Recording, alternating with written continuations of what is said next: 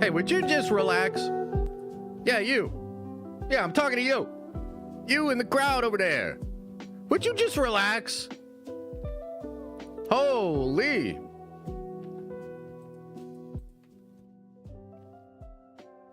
Holy. Anyway, should be a good one today, man. You know, I promise you guys a longer stream. We'll see.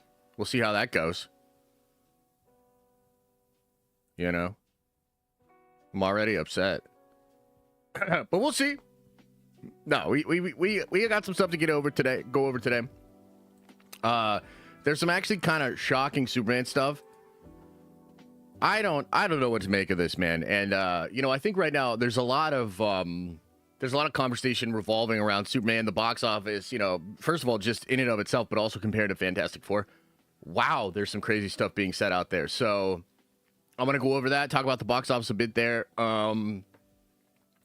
I don't know. You know, this I guess technically makes it two different reports out there that are saying that Superman is going to come in on the low end of these expectations, while a lot of other people have been hyping up the high end.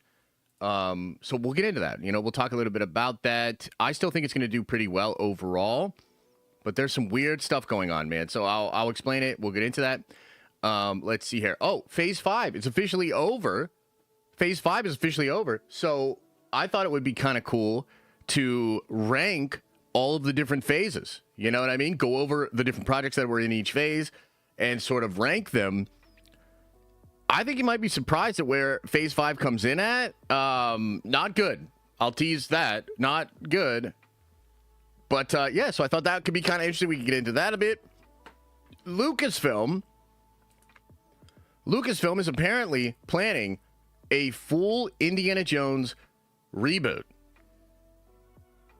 which is so weird. I thought they weren't going to do that, but apparently they are going to do that, so we'll go over that. And a little bit of Spider-Man stuff. Other than that, not too much going on, guys.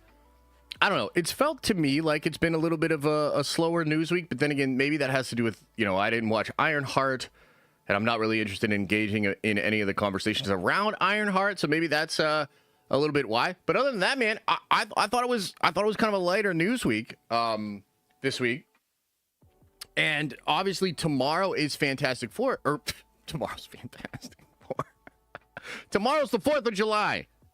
Tomorrow's the 4th of July. And so I wonder if that has to do with it, you know, if everything's just kind of slower around the 4th of July. By the way, do any of you guys have exciting plans for tomorrow? For the 4th of July? What are you guys doing, man? Anybody got cool plans? Anybody doing anything real chill? I need to adjust these lights a little bit. I actually haven't really thought about what we're going to do, like, much at all, to be honest with you. Yeah, I'm still not sure. I was thinking maybe we'd go out today and get some, like, fun, patriotic outfits for the kids or whatever, and maybe we go out to the beach tomorrow and just take some cool photos or something. I don't know. What are you guys doing, man? Anything cool? Is there anything cool going on out there in the world? What are you guys doing? They're saying Superman tracking for 130 to 170. There are certainly people that are saying that, but there are other people that are saying it's going to be way less than that. We'll get into it in a little bit here, but yeah, for sure. I have that pulled up as well. I think that's coming from Box Office Theory. Not to say that they're wrong or crazy, but they're definitely not as reliable as other folks. But we'll get into it. We'll break it down. I can see this going a really good way. I can see this going a really bad way. I actually have written down in my notes here, worst case scenario, explain why MCU Superman might have been the worst thing for the worst time for the comic book movie genre. So we're going to get into that, man. I got some thoughts. I got some notes. Oh, okay. Yeah. Wait, so is anybody doing anything fun? I missed it. Let's see here. Barbecue with the fam. Ooh, that sounds fun. Hanging with the in-laws. Oh. Are they in the room with you right now? Do we have... Should I act like that's really fun too? That's cool. That's cool. Did you see the Kaiju clip on Rotten Tomato YouTube channel? The John Williams inspired score got me a little bit. I think the score might be the strongest part of the Superman film. Almost Star Wars level strong. the score for the film. I think the score is incredible. It hits me like almost every single time. It's really good, dude. So, yeah, great score. Going with my mom to see Jurassic Park and to see fireworks, that sounds cool. Look, a lot of people seem excited about this Jurassic movie. Man, I'm so fascinated about... Dude, movies seem so weird today. Like, are we all just in a bubble, man? Does nobody really care about movies anymore? I'm so confused. You know, I keep getting all this feedback that says, you know, the Jurassic movie's crazy. It's selling out. People are really, really excited. But what are we going to be talking about? Are we talking about 100 million domestic opening? And it has, like, one of the lowest cinema scores for any of the films in the franchise. Paul hated the shit out of it. Oh, really? Okay, I didn't see that he had commented on it like that. Yeah. But here's the thing. What does it mean? And I'm so fascinated. The next several weeks are going to be so interesting to see, like, just to get a read on what the hell's even going on anymore. But, like, imagine if Jurassic has these bad reviews, terrible audience scores comparatively to the rest of the catalog, right? And then imagine that movie ends up crushing. You know what I mean? Like, what does that end up meaning for us? I'm not entirely sure, but it probably can't be good, right? Probably can't be good. People just hate everything and anything now, to be fair, dude. There's a lot of hate out there. There's a lot of people that are haters. Definitely a lot of negativity out there. I don't think that's wrong. I don't think that's incorrect. Certainly seems to be the kind of wave that a lot of folks are on. So, studies show people like dinosaurs. You sound like one of the focus group folks that's like pitching the movie. We should spend $200 million on this. Studies show people like dinosaurs, you know? Like the Superman negativity? Yeah, for sure. Look, I definitely think a lot of the Superman negativity is overblown, out of control. Yeah, for sure. I agree. Can't be a hated Jurassic World. Oh, really? What reasons did he give? Did he just say it was like sloppy or whatever? What's the main criticism of it or whatnot? Captain Ziggett says, I seen Jurassic Park last night. I thought it was pretty good. ScarJo, great as always. My theater was packed. Hadn't seen that in a bit. I keep seeing that too. I keep seeing people say like, dude, my theater was packed. I haven't seen this even for a Marvel movie in a long time. Like, I keep seeing that. And it's like, what is happening here? Everybody's reality cannot all be true. I feel like everybody's living in these different, like, realities. Tell me, like, what are the numbers? Campy said it felt like a video game. Oh, wow. Okay. Huh. Yeah, I can see that. I mean, from what I understand, and I haven't really followed it. I'm not, like, a big Jurassic person. But from what I understand, didn't they make this film in, like, a record small amount of time? Like, didn't they just kind of be like, hey, Gareth Edwards, can you make this movie in 10 months? And then, boom, they did it. He spoiled it before the embargo lifted? Wow. Okay. Wow. To be fair, only the first Jurassic is a good film. I think the second one has a lot of good moments. The second one has one of the most Spielberg scenes I've ever seen. And that's the one where they're on the glass and it's, like, breaking and shit like that. That's quintessential Spielberg in the way that he does tension. So I like the second one. Plus, I love the homie just yelling Sarah in such a goofy-ass way. Sarah! Like when they're on the island. Please react to Ramayana Glimpse. It's India's biggest budget epic, equivalent to Lord of the Rings. It is being produced by WB and Charles Roven. Oh, shit. What's it called? Let me look it up.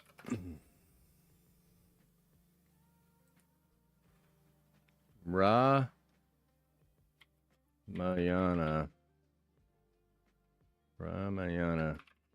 Glimpse. Whoa. Should we watch this, guys? Looks kind of cool. How does it work with... it's Warner Brothers, you said, so they'll probably still copy strike me. But fuck it, we ball. Let's watch this shit.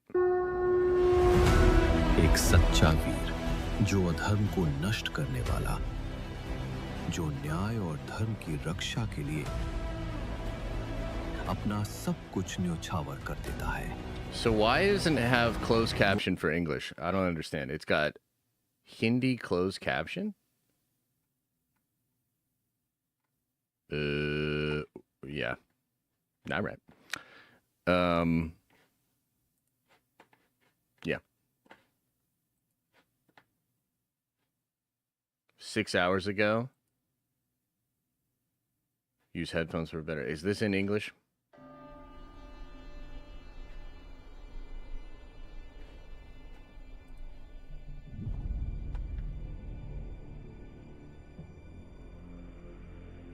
Is this it?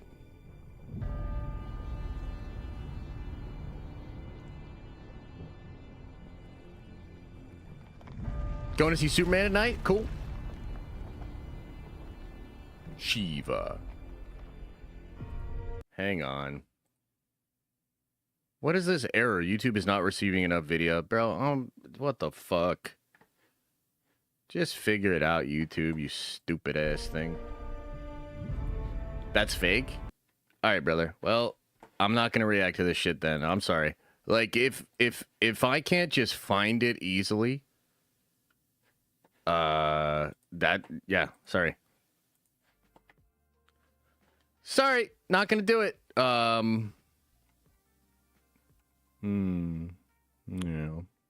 Let's see here. Bynamic says, hey, Josh, been kind of quiet for the last month. I lost my job recently. Keep thriving, Nerd Avengers for life. I'm sorry to hear that, brother. I'm sure you'll pull through. Just keep your head down. You know, there's a time to mourn. There's a time to be sad about shit. So allow yourself that time. But then, you know, you got to get back on the horse, man. You got to figure it out. But appreciate the support, man. Thank you. Big Nemesis is going to see Superman tonight. That's dope. Tobin says, this is my first July 4th as a Miller Lite salesman. I'm super hyped to get my biggest check ever before my nerdiest month ever. Give me that big G bucket. Oh, nice, brother. I'm a fan of Miller Lite. That's one of my favorite. That's one of my favorites. That is sick, man. Good for you. Get back on the horse. Ew, dude. Yeah, no, you got to get back on the horse. Especially you, Leon. You know what I mean? Get back up there. Hey, I'm not trying to be greedy or whatever, but I need more likes on this video. This is fucking crazy. What? Less than 200 likes? I know we're an hour late and everything, but come on. Thoughts on the Odyssey trailer? I thought it was a true teaser. You know, not too much being revealed there. But I thought it was a true teaser, and I thought it was actually pretty cool. I thought it was pretty cool. You know, I like the atmosphere. I like the sort of tone. The dialogue was cool. Bernthal's doing his thing. Looks good. No, just saying. I have a job now, Josh. I'm doing okay for the most part, though. That's good, man. I'm glad you're doing good. Get back up on that horse, though. React to YV03D AI text to 3D impressions by JSFMLMs. No, I'm good. I cannot like more than once, though. Yes, you can. You're not being creative enough. Vagabond of Light. Oh, jeez. Vagabond of Light says, haven't caught a live in a minute. I'm hashtag rewatch Venger now. My 7 of 4 tradition is watching Independence Day with Will Smith. 16-year running. Oh, that's sick, dude. That's a cool tradition. That is a fun tradition. Independence Day was on randomly when I was in New York City. It was on the hotel cable or whatever. I don't know if it was like HBO or whatever. But I ended up watching a bunch of it the night before I flew back. That movie still holds up, man. That's a good flick, man. You know, that's a good flick. Matthew says, saw Jurassic last night. Packed theater, classic blockbuster vibes, beautiful visuals, fun dinosaur action, but a formulaic plot. Yeah, I mean, is that going to work? Is that going to work? Is that the winning formula now? I don't know. I'm really interested to see how this thing does, right? And then interested to see how Superman does. We're going to get into the Superman numbers in just a bit here, but yeah. Sounds about right. Did the Warhammer hype already fall off? I don't know what you mean. What?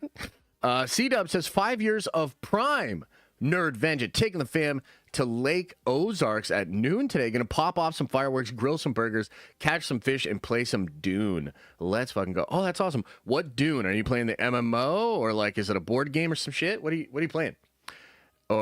Josh, with all due respect, I think Marvel is turning into Star Wars with you, in which you're falling out of love for the brand that helped you get where you're at today and leaving us for Warhammer. I understand that feeling. Yeah, I mean, I don't know what to say. In my opinion, I've said it a million different times in a million different ways. But I'll always be a Star Wars fan. I'll always be a Marvel fan. But Disney fucked it up. Like, I don't know what else to say, really. Like, Disney just kind of fucked it up, man. You know, and I'm just kind of like past pretending that's not the case. So they fucked it up. You know what I mean? And I'm hoping that they can sort it out and do better in the future. And I'll be here to root them on, and I'll be here to enjoy it as a fan.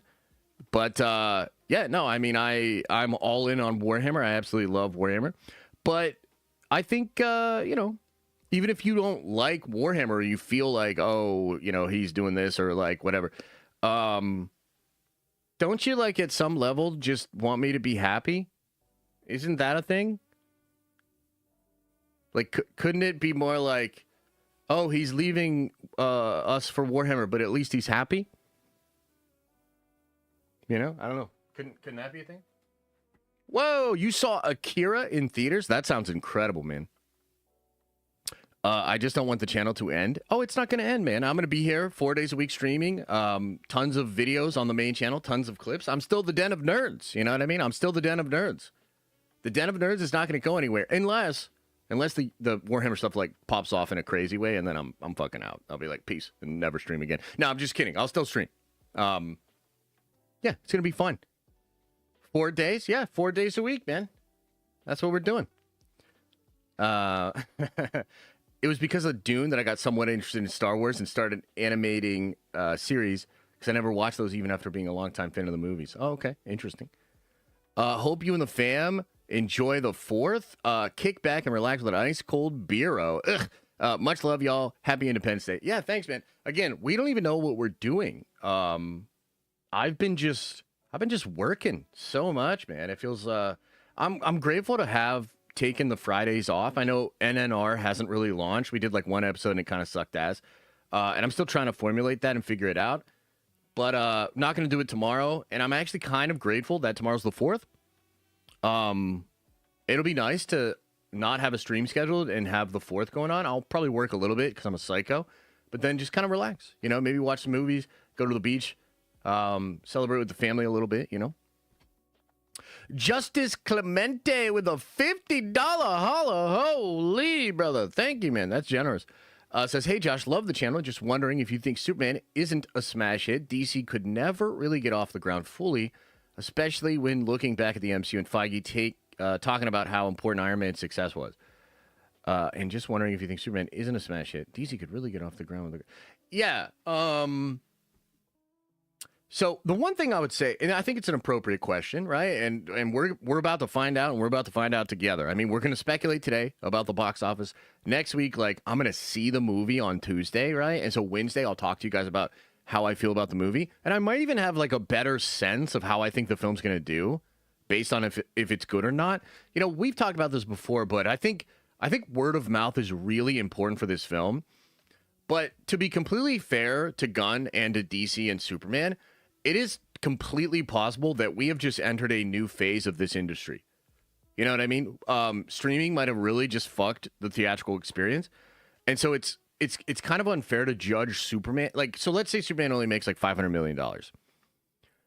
I definitely think that sucks. And I think a lot of people would be like, damn, that does kind of suck.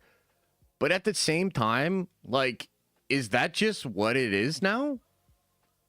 No spoilers, Brandon. I'm not going to talk spoilers on Wednesday. I'll do a non-spoiler thing where I talk about what I felt with the movie. Yeah. So, like, essentially, if the movie makes, like, 500 million, but then does very well on, digital and then on streaming, it's still probably making the size of an imprint and an impact that you want your big IP to make. So I'm not sure, man. I'm trying to be super fair about it. Wonder what the global will look like. Yeah, we're all really curious about that. In fact, I think we should probably just get into it. Let's just get into it. It seems like that's where the conversation is going anyway. So, let's discuss this, man. So, Superman coming out next week, and obviously there's been a ton of discussion out there on how the film will do. A lot of things, man. There's just like a lot of layers to this. Like, number one, how's the movie theater experience doing? Number two, how's the genre doing? It kind of feels like cape shit might be on the way out. It kind of feels like comic movies might not be the most poppin' thing anymore, right? And then there's a conversation about DC. This is the launch of an all-new universe at a weird time. What does this movie need to do in order to justify more of these movies, more of this universe? It's a really complicated issue. There's just like so much going on. Well, before we get into this new bit here, because there is new information, I think it's worth sort of TLDRing what has happened so far. When it comes to the box office, right? When it comes to the box office. So there were long-range box office projections from a website called Box Office Theory. And I've told you guys many times, it's not that they're terrible or trying to spread fake news, but they're not super accurate. They've been pretty off a lot. Now, they originally had the projection for Superman at something like 140 to 180. Like, kind of saying this thing could fucking smash. And I think that was just domestic, okay? And then we had, about a week later, the Hollywood trades, and I believe Deadline was front on this. Deadline ran a report that said it looked like it was more 90 million to 125 million. Do you guys remember that?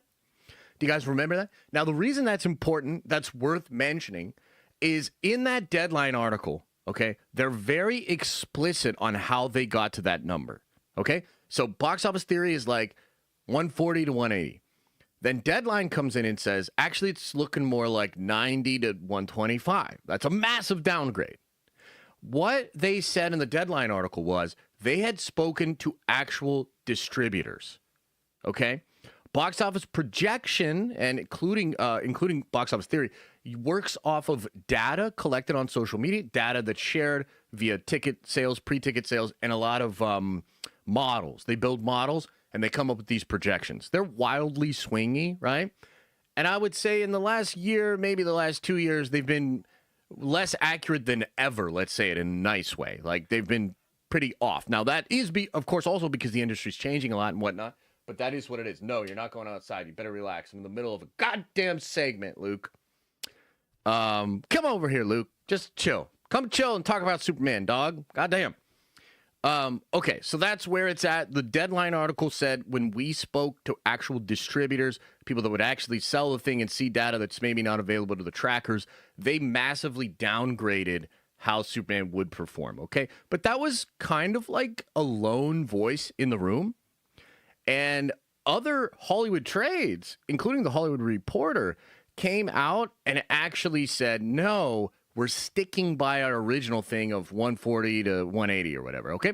So let's now read this new article.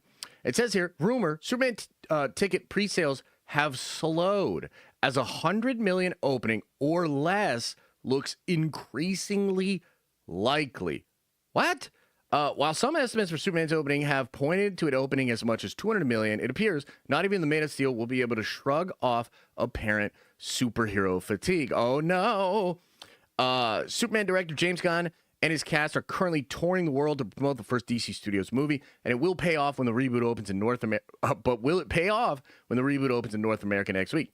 Tracking has been all over the place for this one. Through the trades, recently reported 125 to 145 million. That's the trades kind of taking it back from, which was a dip from the very early estimates of 185 to 200, right? So it's kind of like, since we've been long range to shorter range, it has done nothing but go down, which is kind of concerning. With as little as 90 million. With a rumored budget of 225, not including marketing, this would be a disastrous start for the DCU. Gunn has said he'd be fine with breaking even, but a blockbuster that barely turns a profit is hardly a win for a brand already running on fumes. Unfortunately, I agree with that. Unfortunately, I do. Talking on the Hot Mic podcast, Jeff Sneider revealed, I'm hearing Superman pre-sales are slowing down a bit. I have some sources saying this is looking at $100 million opening, if that. I have been bullish on this, saying this movie is going to do 160 to 175. I think that's what's becoming more realistic, is 120 to 140. Okay, so important to take that into consideration. Let's break that down. Jeff is saying that he has industry sources that are telling him that the pre-sales have slowed down and that it's actually looking at like maybe 100 million. Okay, and I want to be clear here. Jeff is literally in the face of being told that, still upgrading it. He's still like, I don't really believe that. I actually think it's going to be at least 120 to 140. So and the reason I'm bringing that up is because, as this article points out, brother, this shit has been all over the place. We just do not know. Okay? And it's been 180 to 200. Then it's 125 to 145. Then it's 90 to 125. Now Jeff has it at a swing of 120 to 140. Okay? So why is this happening? Okay, why is this happening? Well, there's a couple of different reasons why, but the most obvious answer is the industry is fucking completely changing right in front of our face, and nobody's actually sure how to track consumer behavior and what happens. Walk-up business seems to be the bulk of business these days. It's really hard to predict. Repeat business, it's really hard to predict. The legs on a film, it's just like really hard to predict any of this. And I think there's the industry is like kind of scrambling, trying to figure this out. Now, I do think there's a side of, like, from Warner Brothers' perspective, right? There's a side from Warner Brothers' perspective where they're trying to make it look as good as possible. And there's some people that work there, that's literally their job. And we've talked about this before, because social proof absolutely matters. You want it to feel like everybody's going to see Superman. I mean, literally, if everybody was going to see Superman, a lot more people are probably going to be willing to go see it. If nobody's seeing it, everybody's just going to wait for streaming, dude. It's not a moment. It's not capturing the zeitgeist, right? And Superman has been weird because at times it feels like, oh my God, it's absolutely fucking crushing. Like, everybody knows about this film. We've also looked at other data that kind of indicates that although everybody's aware of it, they're not necessarily activated by it. There was a stat we went over about a week ago, maybe 2 weeks ago, and it was ranking the film as far as your first choice of the summer season or of the movie season. This thing ranked weirdly low on first choice, like around the level of Thor: The Dark World, okay? Which to me indicated, and I think to a lot of other people indicated, oh, everybody's aware of this movie, but the jury's out for a lot of folks, right? So, like, if there's a lot of positive buzz early, because obviously the fan screenings happen early next week, the embargo lifts relatively soon, right? If there's a lot of positivity, I think you could see the movie do very, very well. I think if it's middling to low, like, I think if this thing gets in the 70s or like 60s, 70s in a Rotten Tomato score, I just don't think that's enough to activate people. I think you could very well be looking at a scenario where everybody's aware of it, everybody knows it's in theaters, but consumer behavior and fatigue have kind of caught up to Hollywood in a way that's going to manifest itself in like a really, really bad way, right? So, and here's the other thing. I do not think this thing is going to open to rave reviews. I'm just going to be honest with you. Considering a lot of the stuff we've heard about the screenings, considering that I think even now the release trailers and the release clips are dividing audiences, I think this thing's going to open pretty divided. I do not see this thing getting like a 90, and I could be totally wrong here. I could be totally wrong. I do not see this thing getting a 90% on Rotten Tomatoes. I do not see this thing getting a huge audience score either. I'm going to be real. I think the audience score will obviously be more kind than maybe the critical score, but I don't think you're getting like, oh my God, this is the crazy. Nah, bro. I unfortunately think this is going to divide audiences, okay? So, look, best case scenario for the film, there's a whole bunch of walk-up business. There's a whole bunch of data out there that people can't seem to find, meaning like a lot of people sort of quietly committed to going to see Superman, and they haven't actually taken any action or spoken much about it on the internet, that's like best case scenario.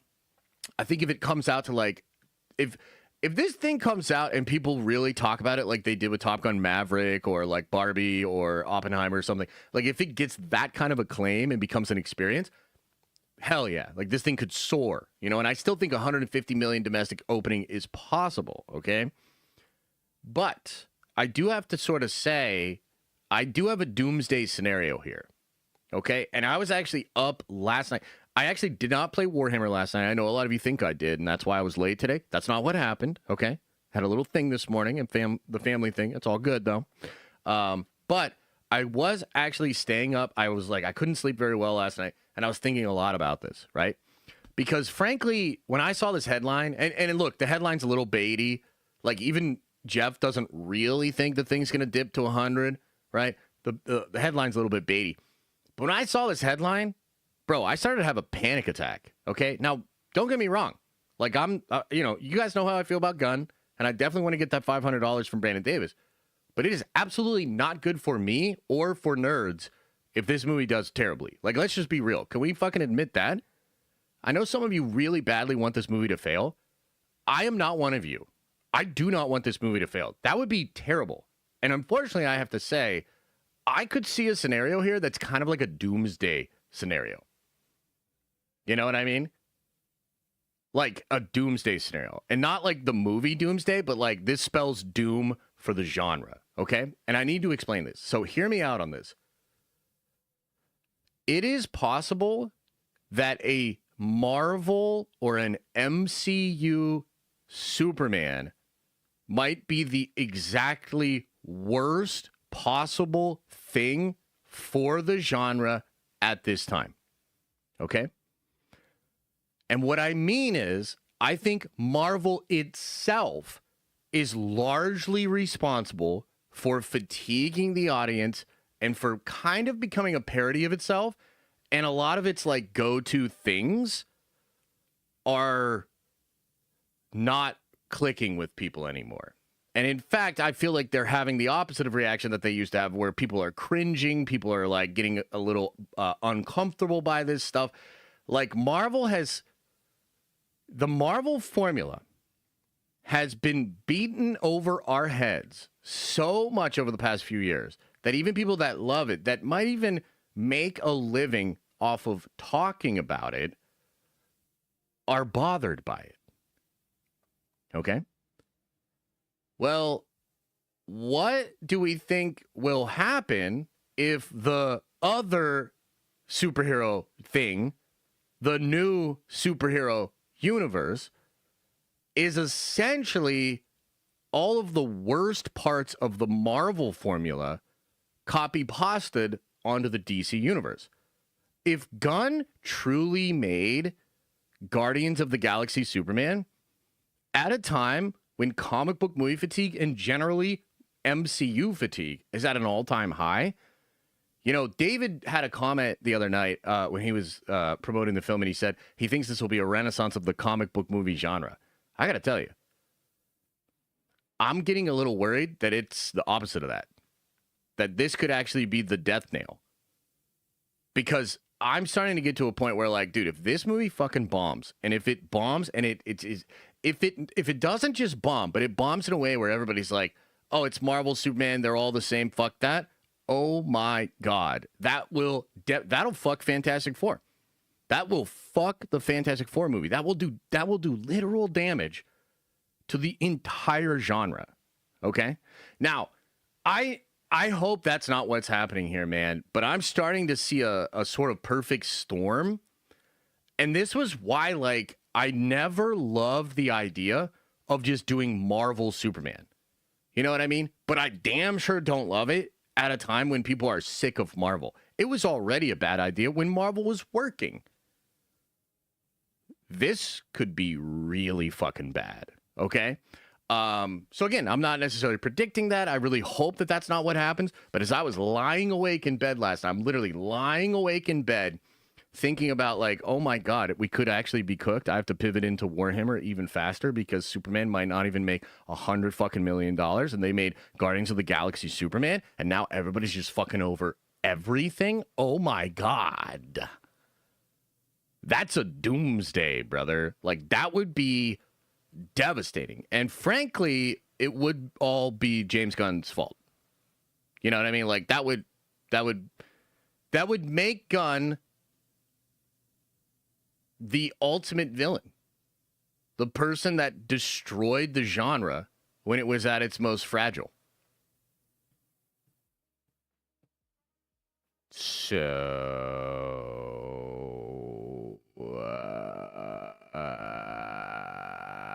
that's the take. I mean, what do you guys think? You know, like, I'm sure you have some thoughts, some opinions. What do you think, man? What do you think? I saw Rossi chimed in and says, this is one of your best takes ever. Much love. See, Rossi gets it. Rossi gets it. Why don't you guys get it? Do you want to argue about it? We can argue a little bit.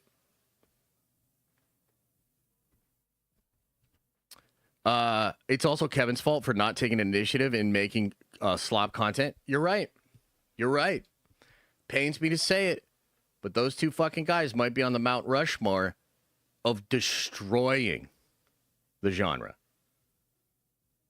Crazy. Did you read my Twitter message about the Odyssey? I don't think so, brother. I don't remember reading it, but you can just throw it into the chat right now. I'll try to get to it. Josh's eyes rolled in the back of his head, and he has seen the future. Oh, God, I hope not. I actually would love to be completely wrong about this. I want the movie to crush, dude. I would love for the movie to, like, just crush and for people to be really excited. Yeah. I'm just not sure how much to read into early ticket sales anymore. Every time I buy tickets, I get there and see half-empty theater. Why bother when I can just walk up? I think a lot of people are in the same boat, man. I think a lot of people are in the same boat. Let's be honest, the failure of the DCEU plays a part of people being turned off by Superman. 100%, yep. A lot of boring TV shows has nothing to do with Marvel. I mean, so the only thing I would say that you have a point for sure. Like, I wouldn't stand up here and be like, no, you have no point. But I think you're kind of missing how much influence Marvel has had on the whole genre, man. Like, I think Marvel did some serious damage, for sure. Has Josh talked about Mephisto at all? Not really, man. I just really don't care. I mean, I know there are people out there that do care, but I mean, I just really don't care. Mephisto and Ironheart 3+ years after we said it, and we knew it was going to be in there. As far as I understand it, there's nothing really cool about him being in there. It's more of a tease for the future. Yeah, I just don't care. So how is that book about Feige coming along? Sour ending to a sour mid part? Well, we have to wait to see what happens with Doomsday. 100%. Chicken Jockey is still the biggest movie of the year. I know, isn't that crazy? That is crazy. Yeah, like, thanks for giving us something we wanted in a trash ass show no one watched. Yeah, no, I'm just totally over it. Sacha Baron Cohen was great. I would imagine he is. I mean, Sasha's incredible. Sasha's an incredible actor. Great get, you know. A tease for an uncertain future. Yeah. What if it charts? I mean, that would be fascinating for sure if it charted. Over Daredevil? Oh, I mean, technically they squeezed, 6 episodes into a week period? So I could technically see it charting, but yeah. Ironheart is mandatory watch, if nothing else, for the last episode. Man, that's crazy because I'm not going to watch it. What if I told you he said, wow, wow, wee, wah? Oh, man, I'd be all in. If we're being honest, normal audiences probably still think this is the same DCU. I mean, there's probably some of that. Yeah, there's probably some of that for sure. Hate channels seem to be lucrative. Need to start an I Hate Zack Sneider channel for money. Yeah, I think hate channels have can certainly be very successful. Yeah. If you say Ironheart sucks, I want to know why. I mean, I haven't seen it, so I can't really say that it sucks. I mean, I think her character kind of sucks from comics, but yeah, I can't really speak to the show at all. No, Lilo and Stitch just passed it. Oh shit, Lilo and Stitch. his conviction to hate or dislike something is strong, and I have to get used to this side of him. Wait, what? I have no idea what you're talking about. We have to wait 6 more years for the DCU Batman and other heroes. James expects the DCU to succeed. Yeah, right. We'll see. Ironheart sucks and just mocks the MCU the whole time. Yeah, I mean, I've seen some of the clips. I've seen some of the things that, I mean, there was a... I see, like, the thing is, truly, like, I feel like you guys just keep kind of, like, poking the bear here. And I feel like you just keep wanting me to talk about Ironheart, like, here and there. And I get it. Like, I get it. You know what I mean? Like, I totally get it. All I will say is this. Here's what I'll say. I have seen nothing in any clip, any reveal, any trailer. I have seen nothing that makes me want to watch the show. Is that okay? Can I say that? Can I just say that? Like, is that fair? Like, nothing. Not a single thing. Do you think The Boys had a negative impact on fan expectation for superhero content? I feel like The Boys, as good as it has set the tone for the superhero content overall for normies. Yeah, sort of. I mean, there's something there. You know, I think The Boys, the way I would say it is this. The Boys has obviously become very successful, and it sort of found its place, found its audience, and it grew. And I think anytime that happens in the genre, you'd be smart to pay attention to it, right? So, yeah, I would say that they should have potentially looked at what that meant. In some ways, Marvel was sort of handicapped. You know, they had produced and started to produce so much shit coming out of the Infinity Saga that, like, even though 2+ years ago they have changed how they make these projects, Ironheart was shot, like, before that. Ironheart was greenlit before that. Do you know what I mean? So, if Superman super bombs, would the DCU universe reboot again? I gotta say, man, I think, and I keep adjusting this because of the numbers and whatnot, but I think it needs to get to 5. I think it needs to get to 5. And I think, frankly, if it gets close to 5, that's probably good enough. I think if this thing does not get at least close to 5, I think there's a real possibility they pull the plug. It is a massive flop. Yeah, it is. Yeah. Yeah, but I'm trying to be fair. Like, I'm trying to say, so let's say it gets to 500, but it may, because they're spending like $250 million on the marketing here. It's one of the most expensive marketing budgets of all time. And I think they're doing that, like, sure, they're trying to make the movie make more money, but I also think it's a part of, like, why does Burger King or McDonald's advertise? Everybody knows about Burger King or McDonald's, but it's to be top of mind. It's to have new things, to try to get people interested in going. So I think in some ways, like, Superman's marketing is for more than just the movie. It's for the entirety of the DCU. If it gets close to 500 million and it has a good, you know, it makes a good impression out there, I say keep going. I say keep going. However, if this thing can't even get to 4, I would pull the plug. I'd pull the plug. Yeah, we'll see. We'll see. That would, I don't know. That it feels like that's impossible, but we're staring at numbers and reports that kind of suggest it's possible. Kendall says, I'm glad you're not watching it and not talking shit. I hate seeing people see clips and make assumptions. It's legit 8 out of 10 and doesn't shit on legacies. Totally. I hear you, brother. All I will say is I have seen some clips to me that are like, oh, okay, yeah, no, she's talking a little crazy about Stark. I don't necessarily mind it that much myself, but I can also see why people would be very irritated by it. You know? Like, I could see why people would be very irritated by it. So, yeah, again, I haven't seen it, but I would say it does seem like they shit on the legacies a little bit. Watch Those Wrist Rockets says, just got out of Jurassic. Not bad, but not great. Oh, okay. Was it a packed theater? Were a whole bunch of people in there? Granted, Marvel has had more successes versus the bombs and remains hopeful. True. people are saying some people will confuse the DC. Confusing unless you're younger than 12 or older than 60. I don't know, brother. There's a lot of boomers. A lot of boomers out there. You know? You ain't watched it, though? How can you say they shit on it? Well, just in what I saw from the clips. Just from what I saw in the clips. I mean, maybe that's taken out of context, or maybe y'all are coping.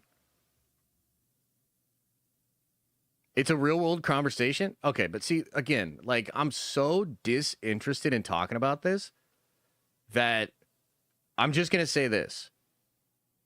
I don't care. You know? And like, there's again, I can feel that you guys really, really want to talk about this, and you feel so strongly about it. I just don't care. I just don't care. Because to me, it's irrelevant whether the Ironheart show actually shit on the legacy of Tony Stark. It is completely irrelevant because I will never watch that shit. Like, do you know what I mean? Like, fine. And some of you, by the way, too, just to say it as it is, some of you are only watching it so that you can get in here and get mad about how they shit on the legacy.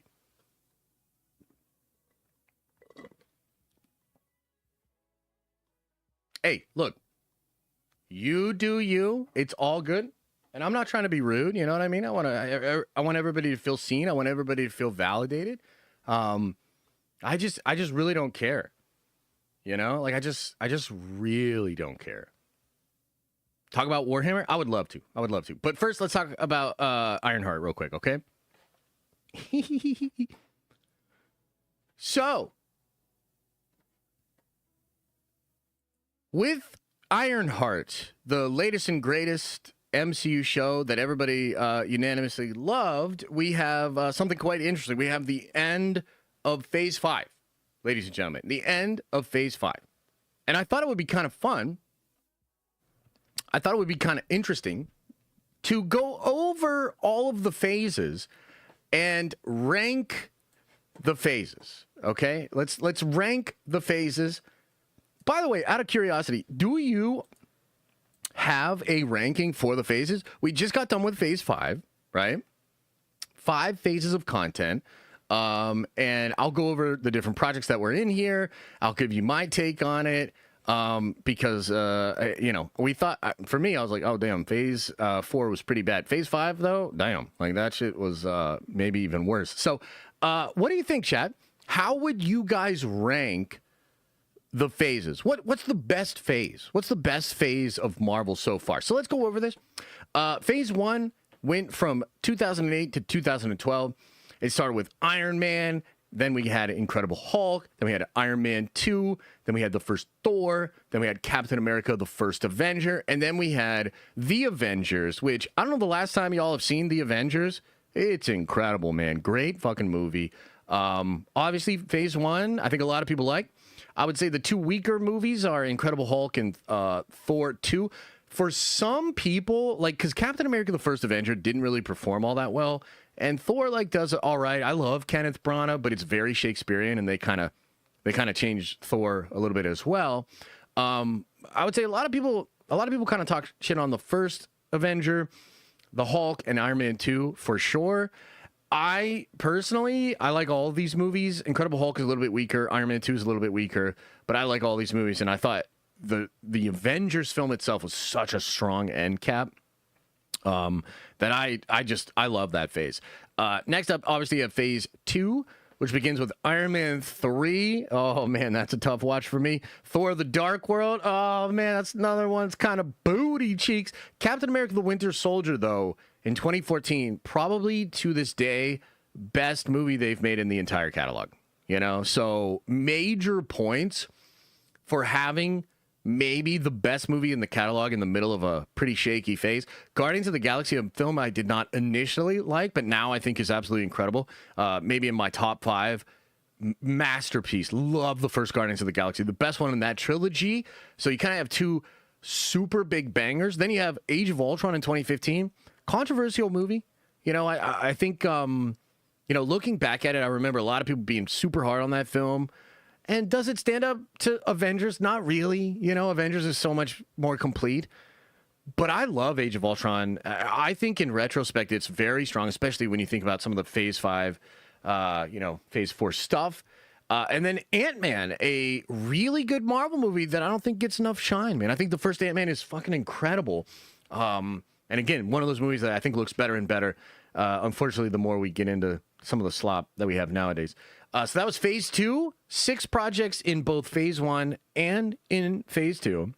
Then you, of course, have Phase 3, probably the heavy hitter. You know what I mean? Like, probably most of our top one.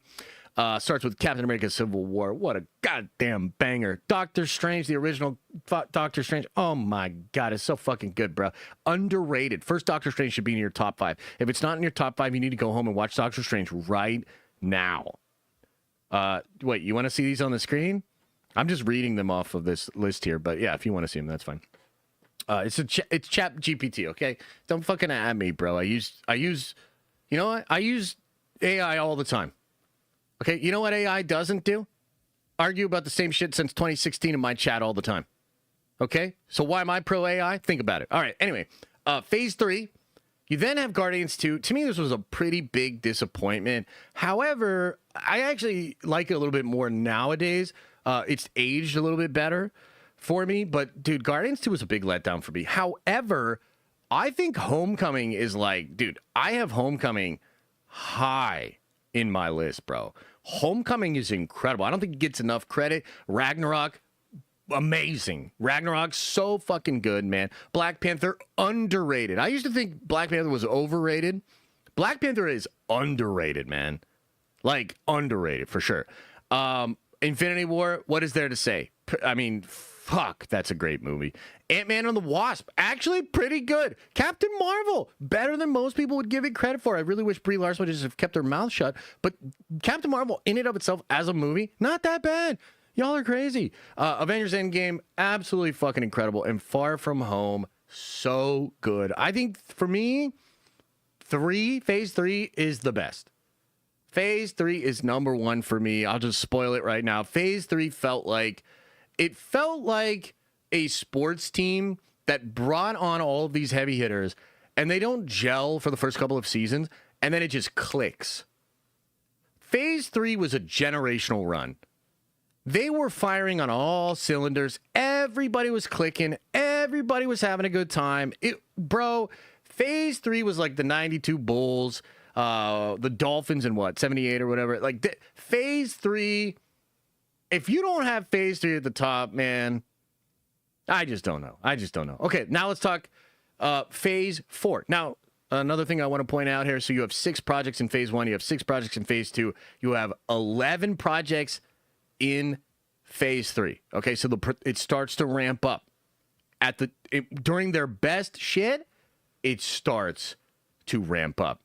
Twinks Riders. Hey, brother, look, I will watch that if you can link me or link somebody on the Discord the actual trailer that has English subtitles. I will absolutely watch the First Glimpse thing. You know what I mean? I like fantasy. I like Indian mysticism. I'm all in. Phase 4. We have 10 Disney Plus shows and 7 movies. And this is obviously when shit starts to go bad. Okay, but how bad was it really? Let's go through the projects. You have Black Widow, terrible. Shang-Chi and the Legend of the Ten Rings, amazing. Eternals, real fucking mixed. Real mixed. Spider-Man No Way Home, masterpiece. People are wrong. People treat Spider-Man No Way Home the way that we're now treating Deadpool and Wolverine. That's way fucking unfair, dude. No Way Home has so much more care for the arc of Peter Parker and his actual development than Deadpool and Wolverine. Like, it's not even close. Not even close. Doctor Strange the Multiverse of Madness, incredible movie. I used to say masterpiece, not quite a masterpiece, but I love Multiverse of Madness. Multiverse of Madness is a movie to me that actually pissed off all the culture war people. So a bunch of people that were culture war on the right were all mad because of the whammon, and yet a bunch of people that were culture war left were mad because they didn't feel like the Wanda character was given the right care. And I just wanted to tell you, whenever you make something that both sides of the culture war are upset about, you're right, they're wrong. That movie's fucking incredible, dude. And I think it's a lot more nuanced and even-handed than a lot of people give it credit for. Great fucking movie. Almost made $1 billion without China, by the way. Love and Thunder. Oh my God, it's so fucking bad, dude. Holy shit. Love and Thunder is absolute trash. I don't know that it's the worst movie in the catalog, but I would argue Love and Thunder is the most disappointing in the catalog. Does that make sense? To me, you have Christian Bale, one of the greatest living actors of our time, playing Gore the God Butcher, one of the most interesting characters in the Marvel catalog to come out of the past 30 years, and a character that is connected to multiple very good runs. I think on top of that, man, speaking of the whole culture war thing, because you guys just won't let it the fuck go, I thought this would have been a great opportunity to take something that was done very, let's say, mixed in the comics and do it in a much better way. Look, all new, all different Marvel sucked balls and didn't sell well, okay?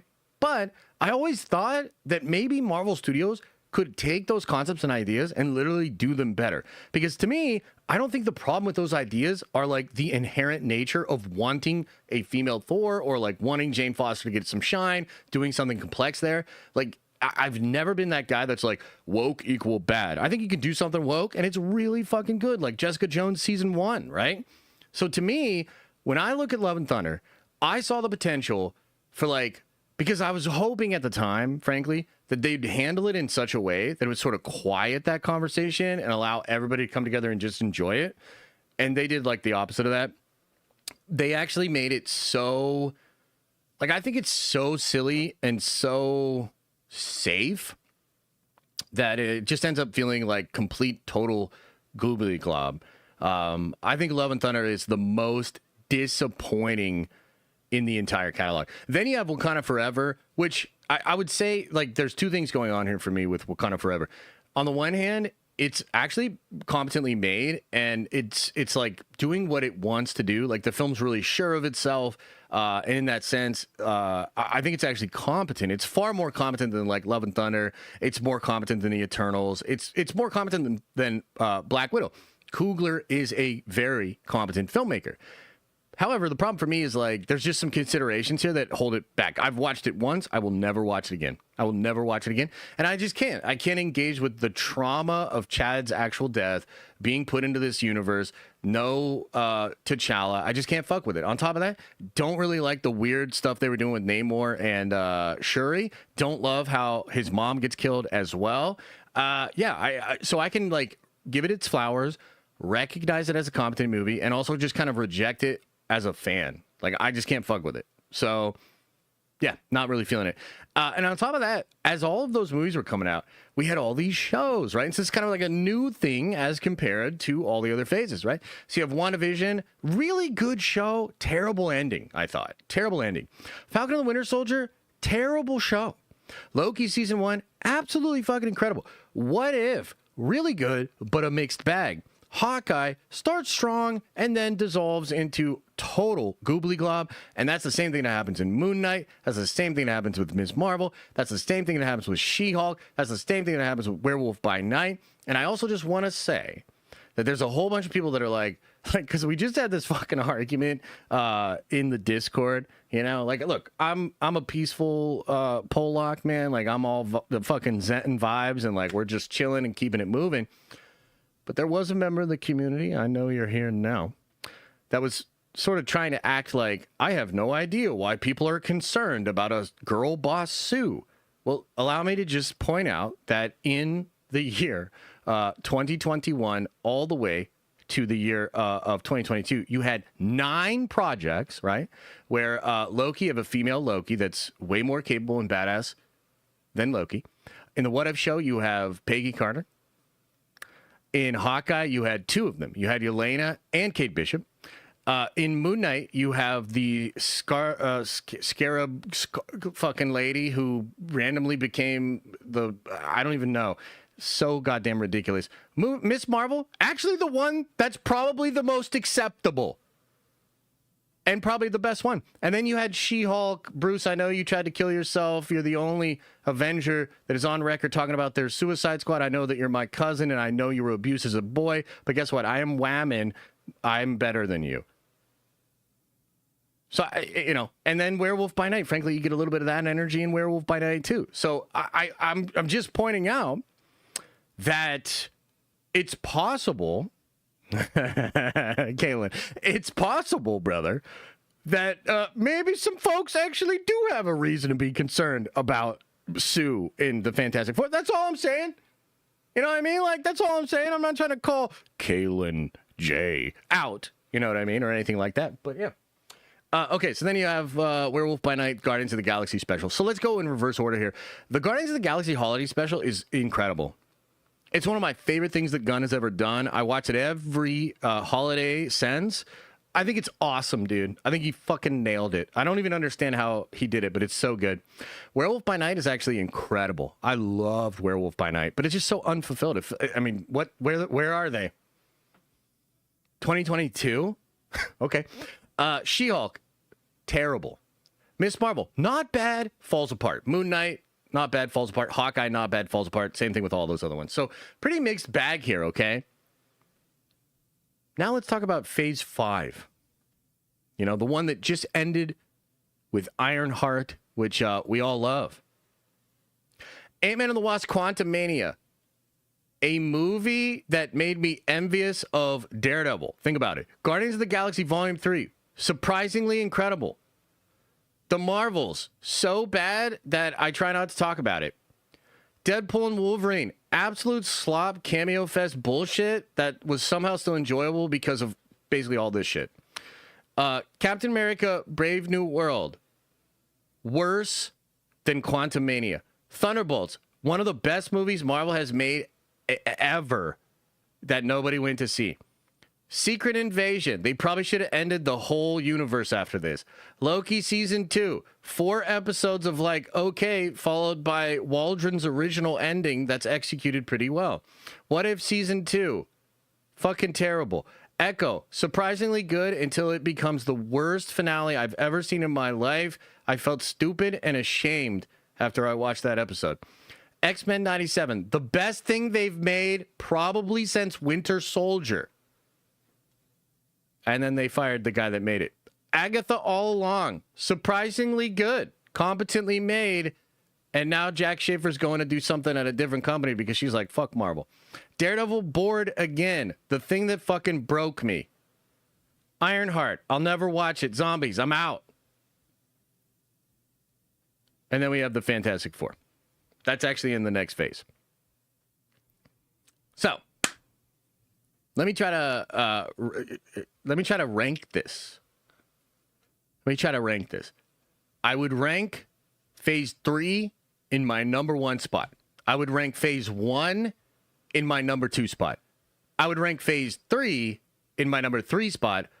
I would rank Phase 4 in the number 4 spot. And I would rank Phase 5, which just wrapped up, as the worst phase of the MCU. Here's something interesting, too.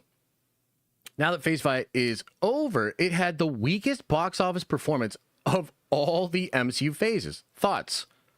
Chat. Thoughts?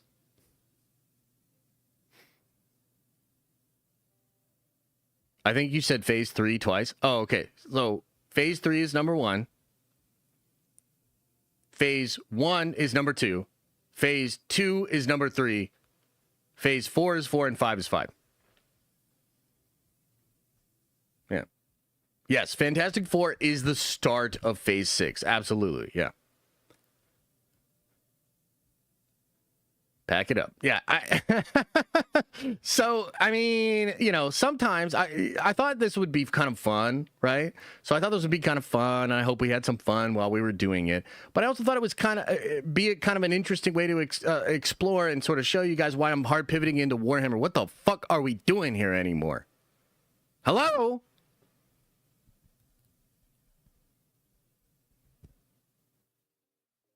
Anyway, The hope is that Phase 6 will be a lot better and we'll start to do... Hopefully Phase 6 is not ranked number 6, dude. It can't be. It can't be. We gotta do better. Yeah. Yeah. Why did we get Ironheart and not Armor Wars? Probably because some brilliant man or lady decided that Rhodey should be a scroll since fucking Civil War. Reminds me of those old Guinness commercials. Brilliant!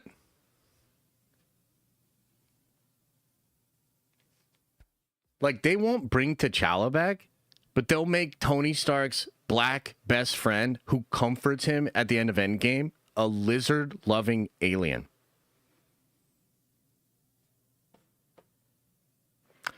CB The Legend 11 says Phase 6 will be number 2, and we don't want you back after Secret Wars. Oh, that's fine. That's fine. I understand. I'm sure it's hard to listen to me yap and all that. Maybe I will. Maybe I'll retire after Secret Wars. Who knows? I am glad though that you at least kind of said you'd fuck with me until Secret Wars. Still, like, that's kind of nice. You know, the energy's a little off, but you're like, I still need his shit till Secret Wars. So respect. Kyber Sith says Quantumania most underrated movie ever. Put some ranch on it, Josh. Jesus. Nah, man. Quantumania is a movie that made me understand assisted suicide. Like, that shit was fucking awful. Like, I haven't quite had an experience like that until I went to see Brave New World, where, like, I'm actively in the theater hating that I'm a living organism. Like, it's crazy. I've never quite experienced it like that.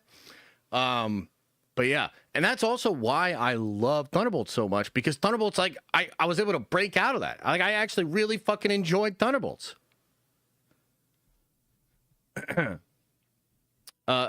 They need to stop adjusting the comics to reflect the movies and start making the movies based on the comics. What? Totally.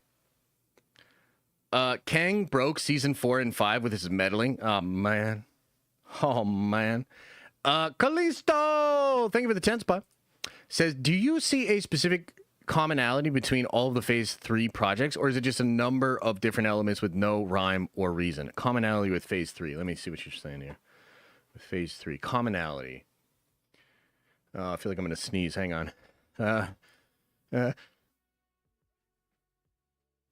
Well, I mean, in hindsight, we know that they were building two main things. They were building the MacGuffins of the Infinity Stones, and they were building the disassembling of the Avengers. So you can see that through Civil War, all the way to Infinity War, the broken nature of the Avengers is a thing.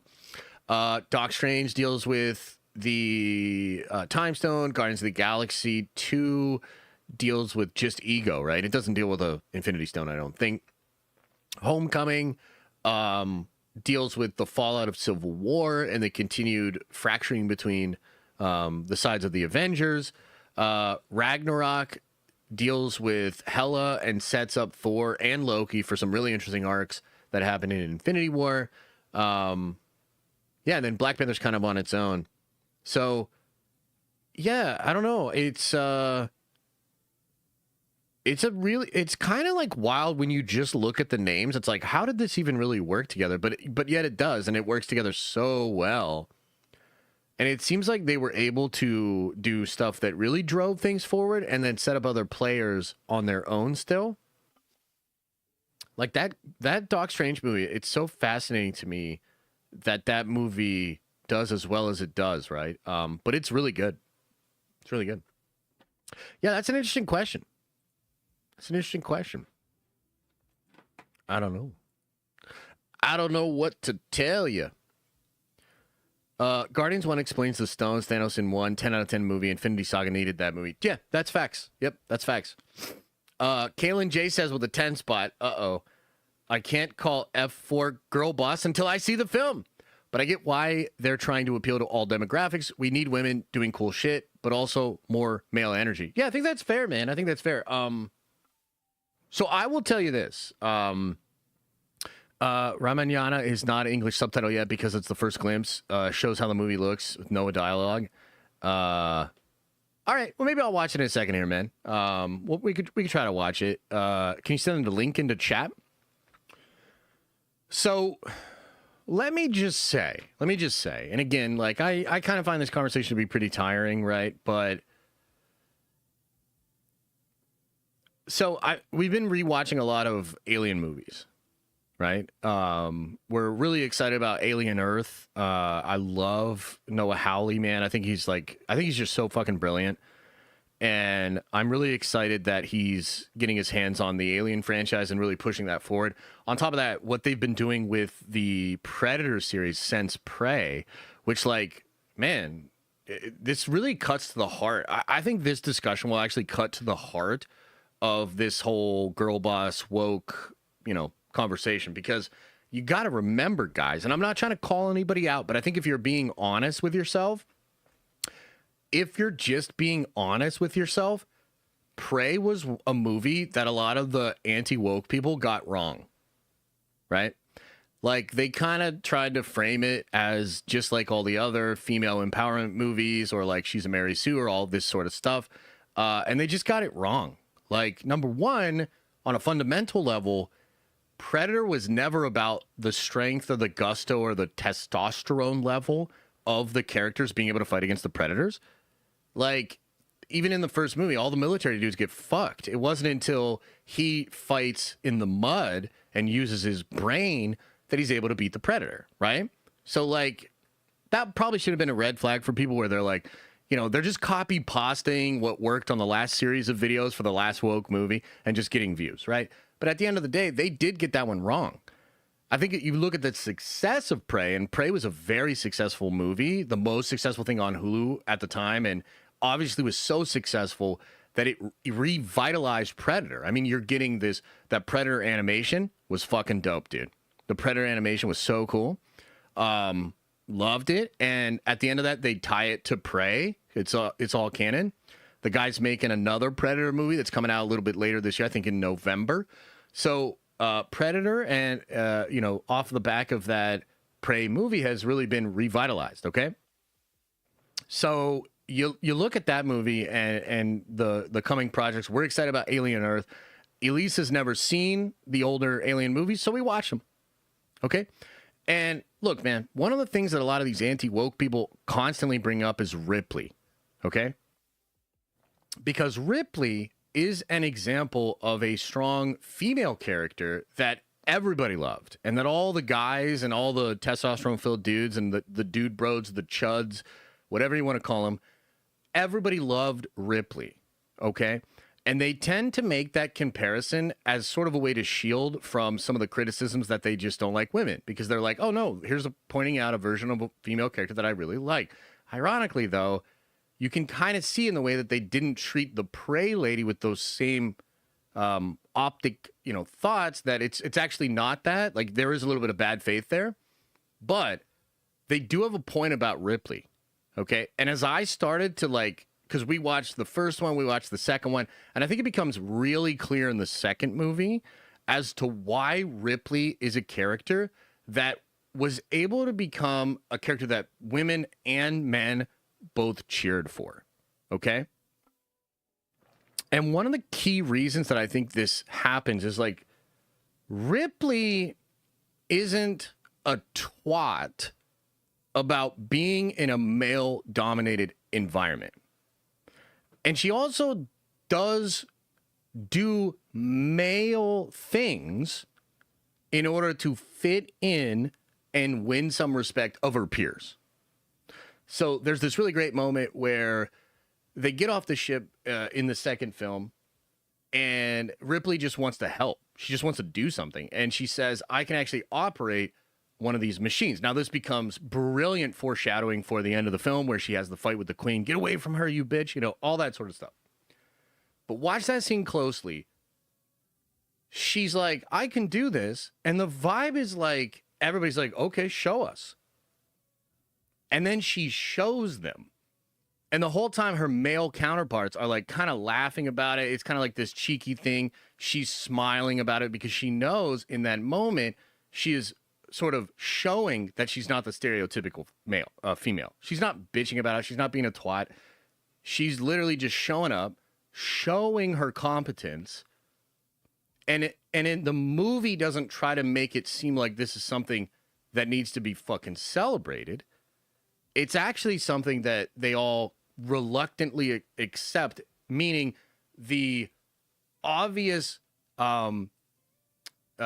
disproportion between like the female capacity, the male capacity within battle actually hangs over the entire scene. They never try to take that away, and instead they play off of that discrepancy to establish her as a competent character. That is so different than a lot of the ways that modern Hollywood does it. They are just so reductive. And I think, frankly, they're just bad. They're just bad. Like, Cameron's just better. Like, he's just literally better, and he understands these sensibilities better. And I think you just have, like, you have a lot of watered-down talent. You have a lot of, like, just, you know, well-meaning folk that aren't actually that good. And I think you have a lot of like Hollywood concerns and you know, all of that. But what it translates to, what it ends up turning into is like just a whole bunch of terrible female characters that you're made to feel guilty if you don't enjoy them, which is crazy. You know, they should earn their keep. And that's just how characters work, you know? So I think but you know, frankly, I think it was a Benjamin Franklin quote where he said, it's next to impossible to get a man to understand something that his income relies on him not understanding. Right?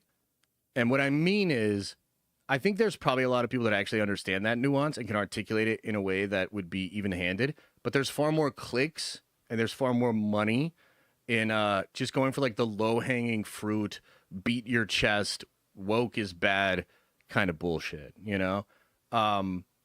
So, I mean, hey, look, I understand it all. I see why everybody does it. I see why everybody's in their little camps and their little teams and all that.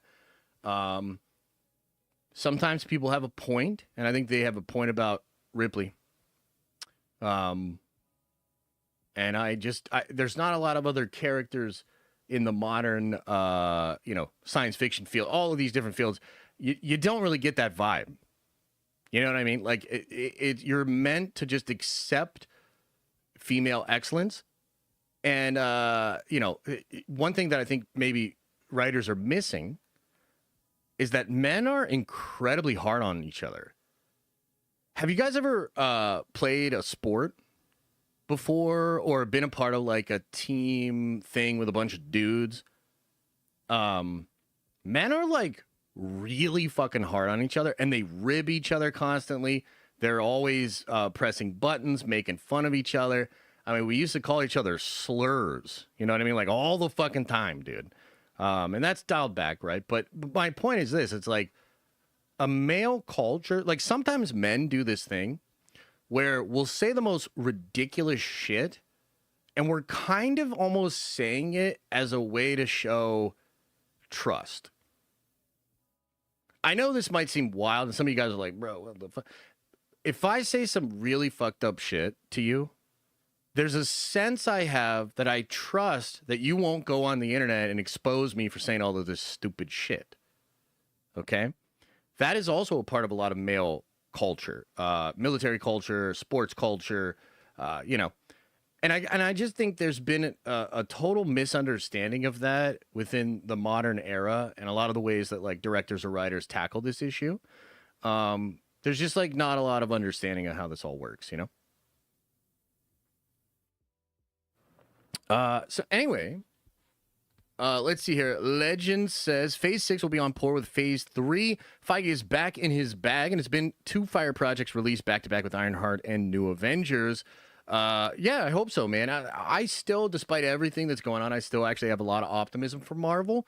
But it's also like, it's so obvious how low things are, and it's just like, they do have to overcome that, right? So I would say they're primed to be able to do it.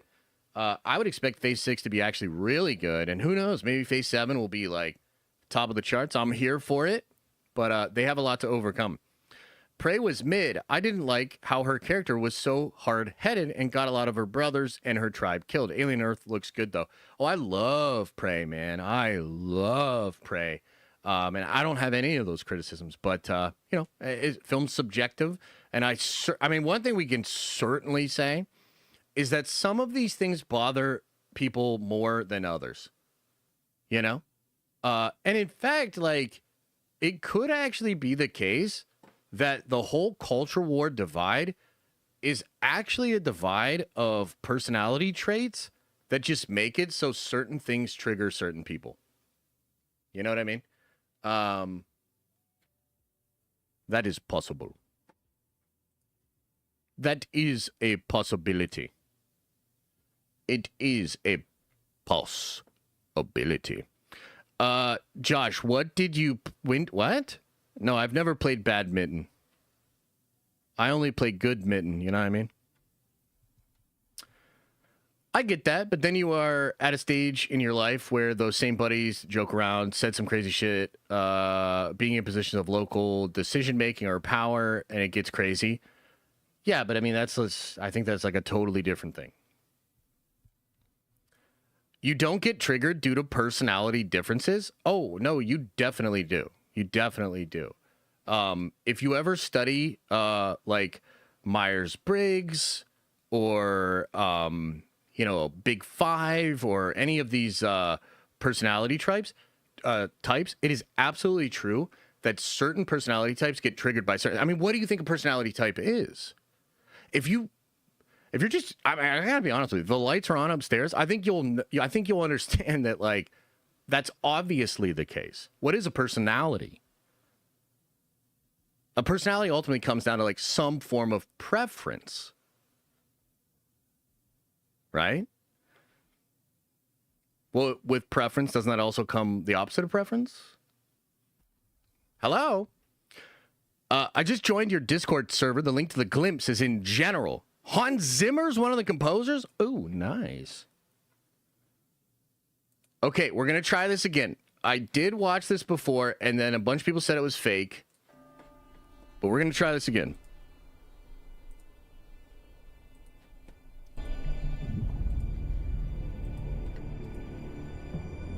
It does look cool. I like this kind of shit, man. The action better be crazy. The action better go hard.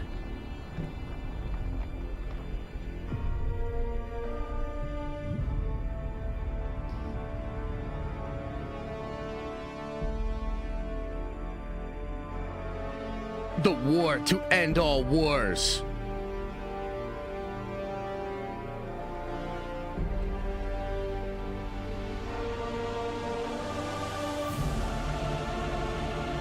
Oh, damn. That looks cool. Is this just like a teaser and shit with like the music and the effects? I'm just asking. Oh!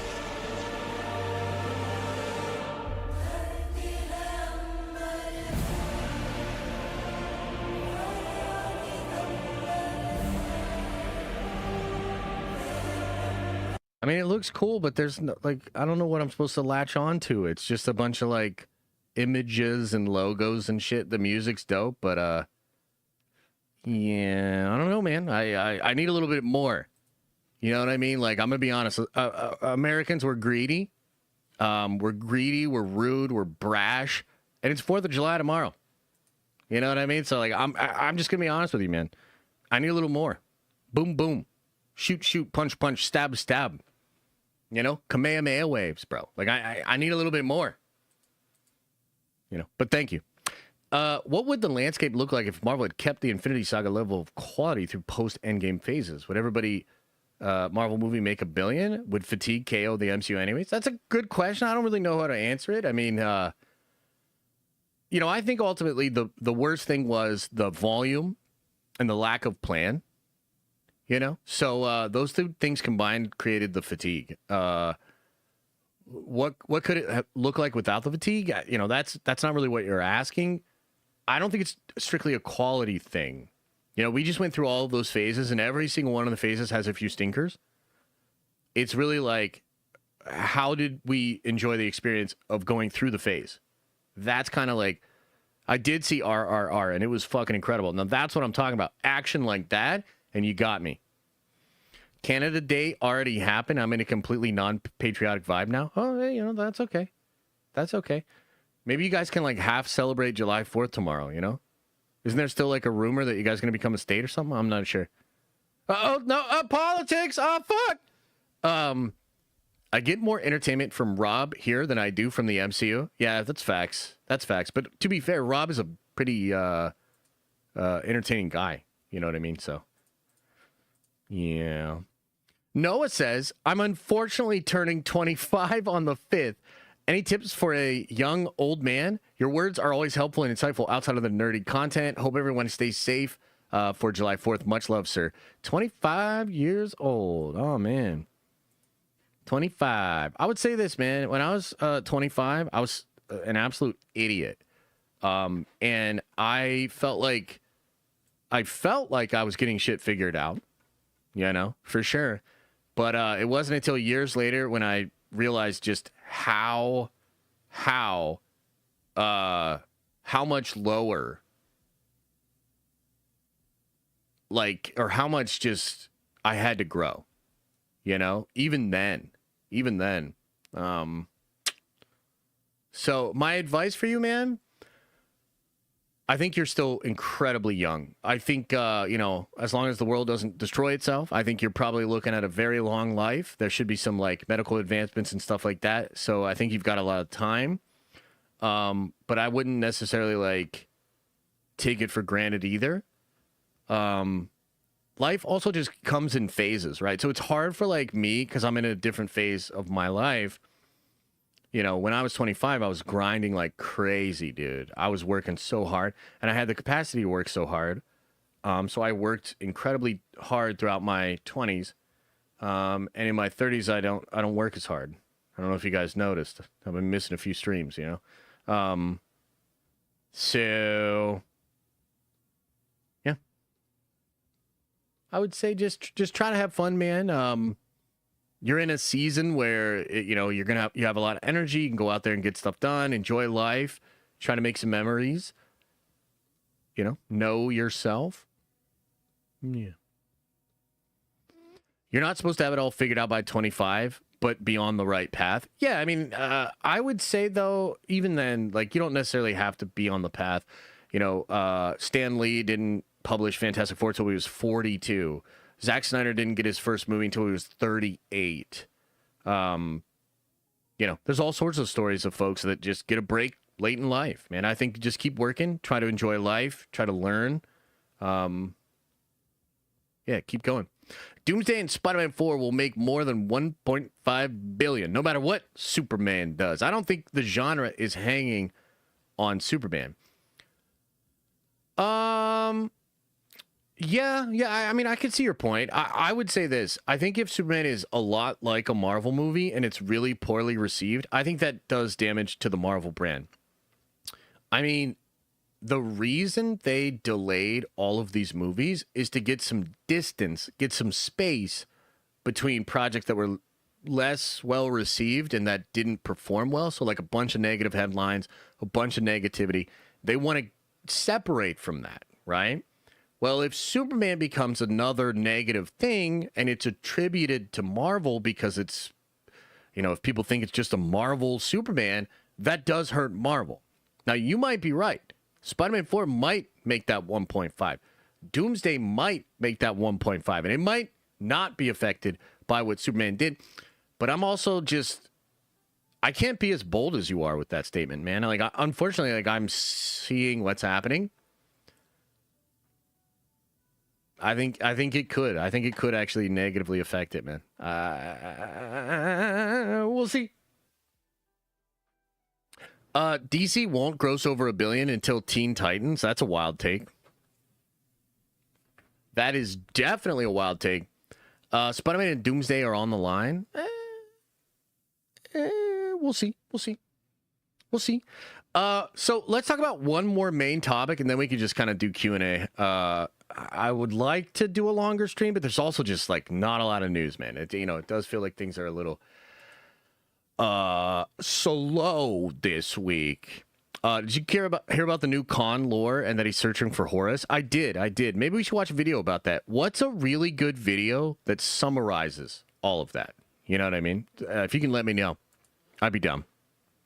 Okay, so let's talk about Indiana Jones. Y'all know about Indiana Jones? Y'all ever heard about Indiana Jones, man?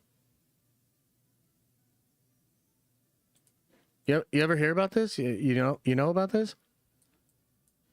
So this one's kind of wild. Lucasfilm reportedly planning a full Indiana Jones reboot after box office flop. What? After Indiana Jones and the Dial of Destiny didn't perform well at the box office, it looks like Lucasfilm might be ready to hit the reset button. According to a report from Diz Insider, the studio is planning a full reboot of the Indiana Jones franchise, but not right away.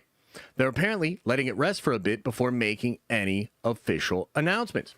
The reboot might be revealed at the D23 Expo in 2026. Even though the last movie struggled financially, Disney and Lucasfilm still believe in the power of Indiana Jones' name. It's a legendary series that they don't want it to fade away.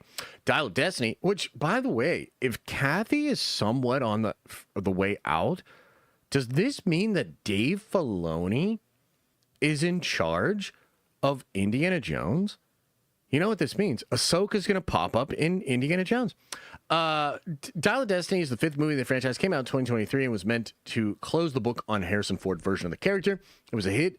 It was not a hit. It was set in the 1969 with Indy living in New York City, working as a professor at Hunter College and dealing with personal loss of his son, Munt, that died in the Vietnam War, and his marriage with Marion that fell apart.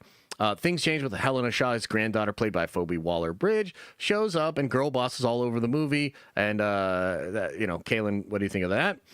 This sets off a wild adventure across Morocco, Greece, Italy, blah, blah, blah. James Mangold directed the film. So not too much more in it.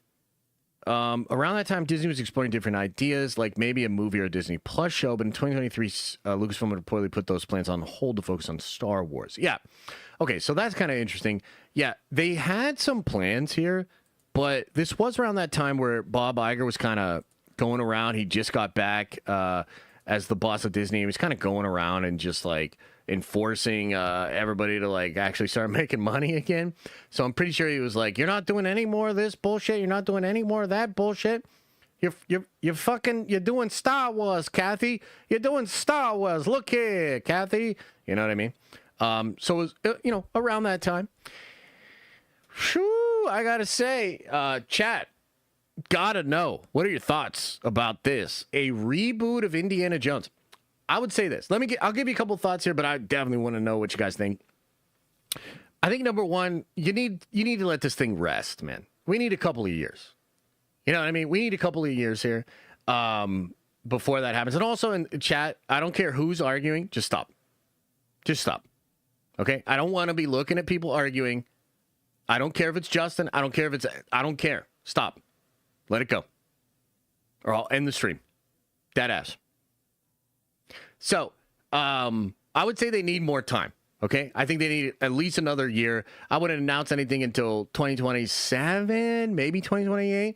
It could also be better for them to have some success going on at Star Wars. Like, real talk, like, how is Lucasfilm currently going to come out? Although, I guess Andor was technically a win for them. But how would Lucasfilm be able to come out and justify saying that they're going to do more Indiana Jones and expect people to get excited, right? That's weird. So I think you need a couple of years. Hopefully the Star Wars stuff can turn it around a bit. I think that would be very good, beneficial to them.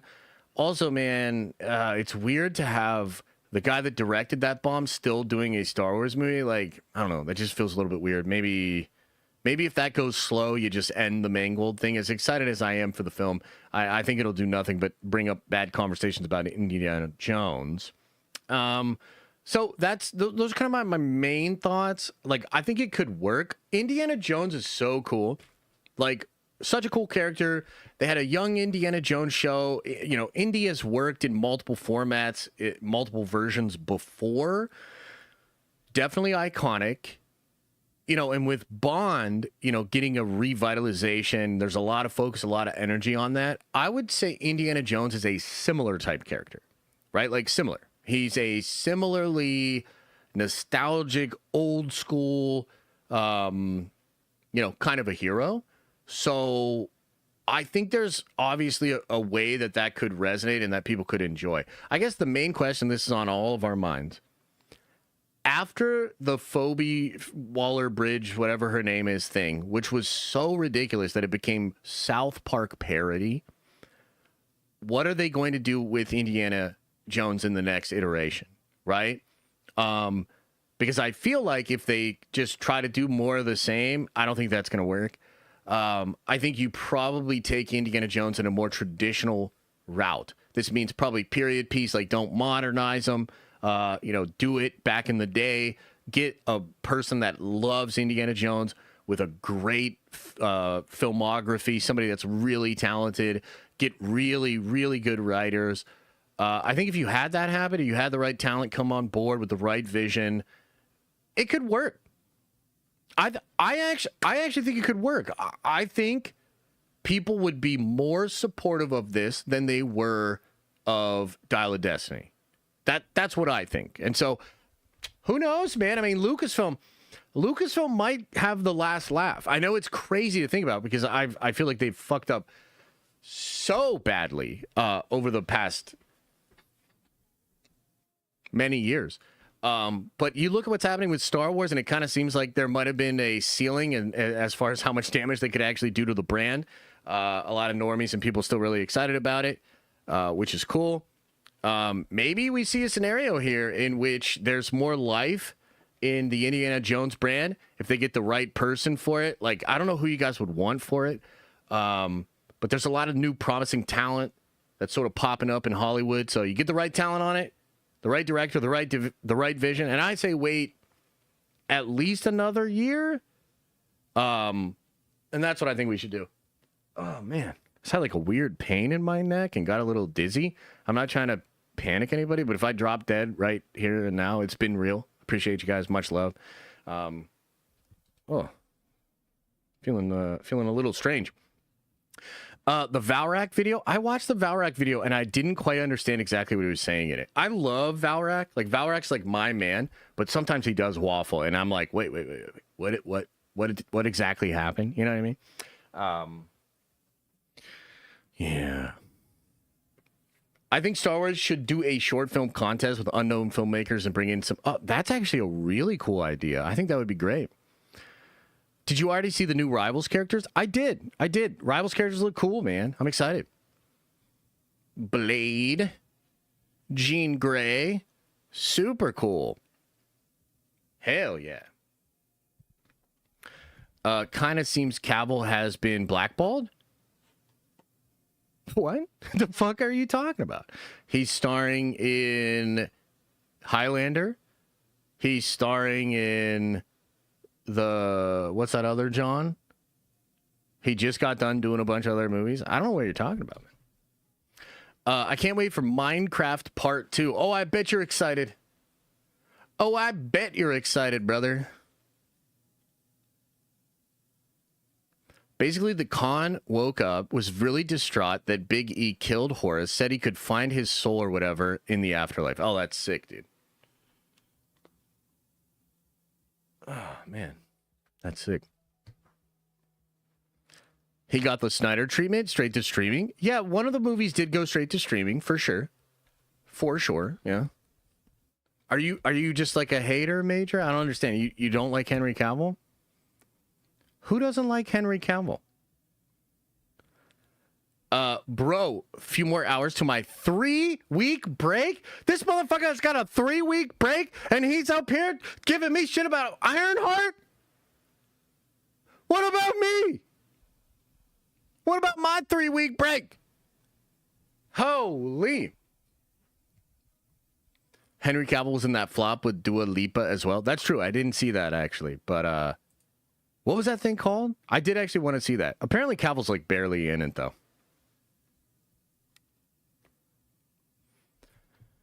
What's up with Voltron? I don't really know too much about it, to be honest with you. Ugh. Argyle. Yeah, maybe I'll check it out. I heard it was cool. What are the chances F4 makes 800 million? Brand New Day, $1 billion. Doomsday, $1 billion. Secret Wars, $3 billion. What are the chances? I think all of those things are possible. I think all of those things are possible. Anyone who doesn't like Henry Cavill is probably just a gun lover and thinks Nicholas Hoult is a great actor. Jesus, you guys are so mean to each other. Guys, why would we fight about this? Like, can we go on just a little bit on a story time here? You know, just a little bit of story time. Why would we continue to fight about all of these things? Why would we fight about this? Why would we just continue to get angry? Like, is this really what fandom has become? Is this really what we enjoy filling our days with? You know? Like, I question why we continue to engage in some of these conversations and in some of the vitriol surrounding these characters, personalities, universes, IP, all of that sort of stuff, okay? It's like, why would we get so hung up on that when there's this infinite amount of Warhammer lore and, like, Warhammer's just so fascinating and it's so complex and it's so interesting. Like, why would we fight about Henry Cavill being in a flop with Dua Lipa when we could talk about, like, the fucking Grey Knights, you know, the Inquisition, the War in Heaven, you know, the Tau. Like, I'm just being honest. Like, there's two roads. There's two. Have you ever heard this? There's an ancient parable. Okay, I believe this parable was, it was spread in all around in the biblical times and stuff like that. Okay, Native Americans used to talk about this. Okay, there are two wolves inside you. Have you ever heard about this? One of the wolves wants to argue about the culture war. The other wolf wants to learn about Warhammer. And which wolf wins?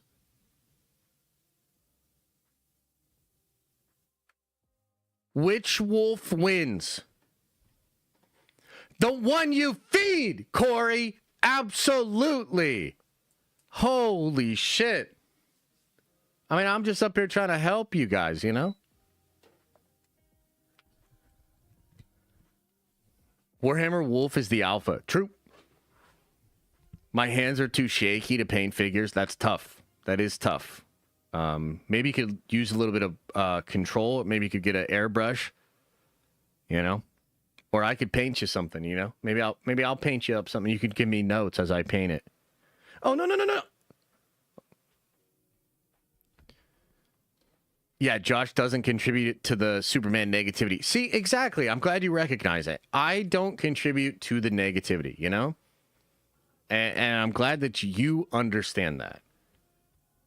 You know, it's hard. I come out here, I'm just nothing but positive, you know? I want to talk about, you know, these things and consider them and give all this nuance and try to steelman it and, you know, all that.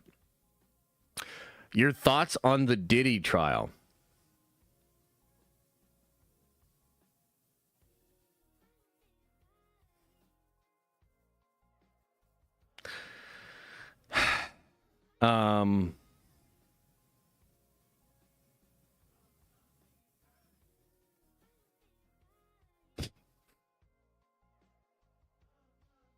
Why talk about the Diddy trial?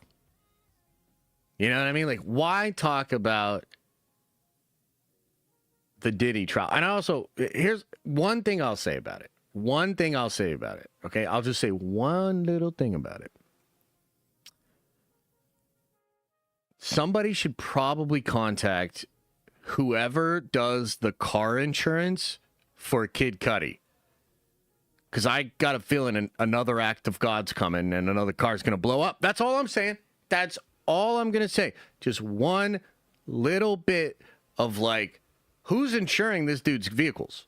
Do they understand what this verdict means? That's all I'm saying. That's all I want to say. Okay. All right. Yeah. Let's watch the 2-hour Jagatai Khan lore video on Discord right now. Unfortunately, I'm not going to be able to do that. I am probably going to get out of here relatively soon, guys. Not too much other crazy news going on. I know I promised a really girthy, really lengthy stream, but honestly, like we're struggling a little bit. I'm on the struggle bus. I don't know what the fuck happened to my neck. I'm pretty sure it's just you. It's chat just like exploded in my neck. Josh hates us, confirmed. No, I don't hate you. I love you guys. I'm just also looking forward to my 3-day weekend and a little bit of a break. You know, that's all. You know? Yeah, you guys just exploded down my throat. Jesus. Drink more water? Okay, I will.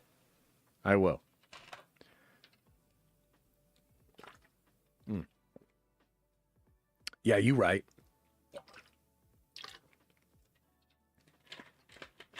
Did you watch Squid Game season 3? So I did.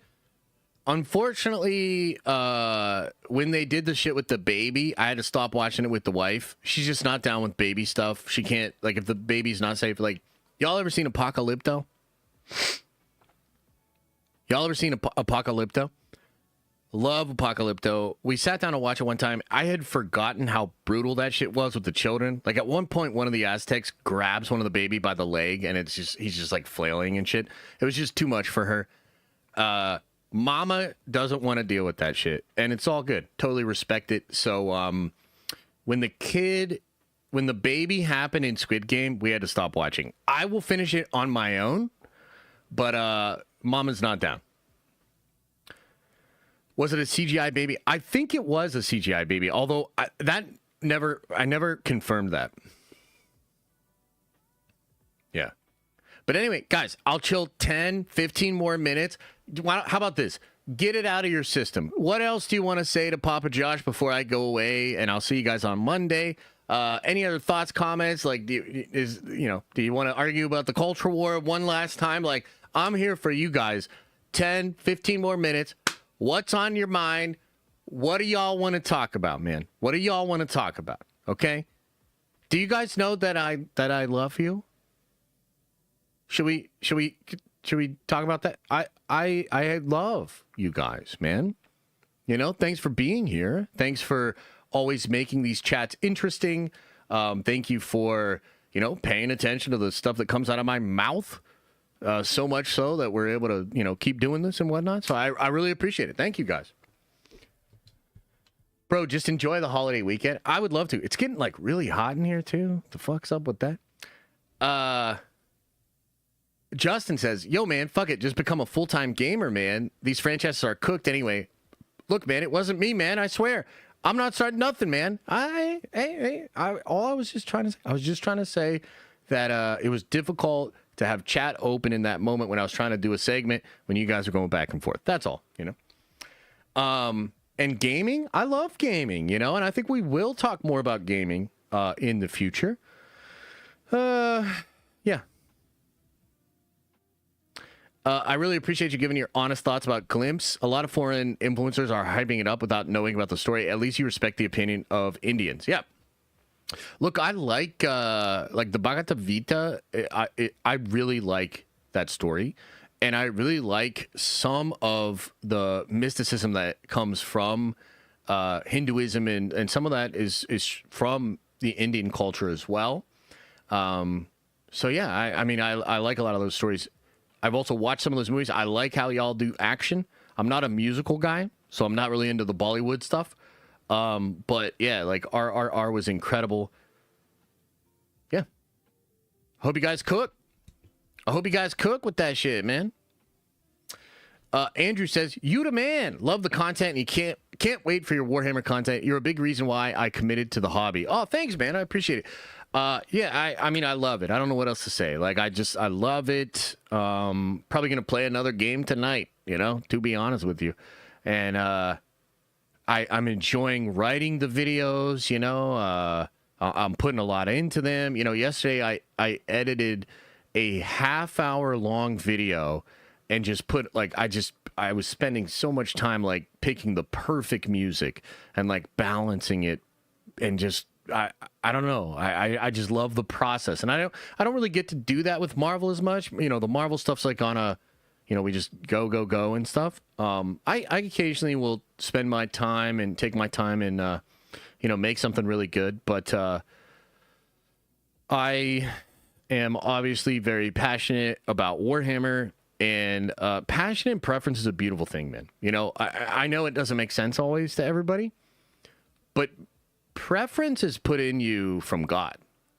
You know, you know, not to get too crazy here, but you know, to have preference is such a beautiful thing. If you're a father or a mom, watching your kids have preference is so beautiful. You know, like Liam not wanting to eat certain things, or Liam not wanting to do certain things, or Liam wanting to do certain things is beautiful. It truly means that he is becoming his own person, right? So when I see my son form preference, it's like beautiful. But that's true of all of us as well. Preference, desire, these are what make us different. You know, in my opinion, I think this is one of the things that makes us unique as compared to each other. I don't think many people want the exact same things. They might go down the same routes because they think that end will get them what they want. But I think if you really broke it down, people want different things. And I think that's beautiful. Rossi! Appreciate the 20. Says, just want to say happy 4th to the USA Nerdvengers. F the rest. I'm going to keep dancing at the Pink Pony Club. I'm going to keep dancing down in West Hollywood. I'm going to keep dancing at the Pink Pony Club. Pink Pony Club.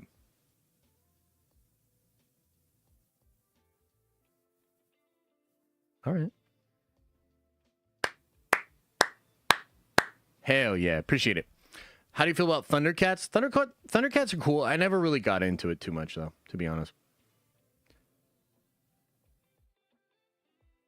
How do you distinguish preference from being soft when it comes to the hard things in life? Well, I think what you'll find is that your preference will motivate your desire, and the universe will likely put challenges in front of you, right?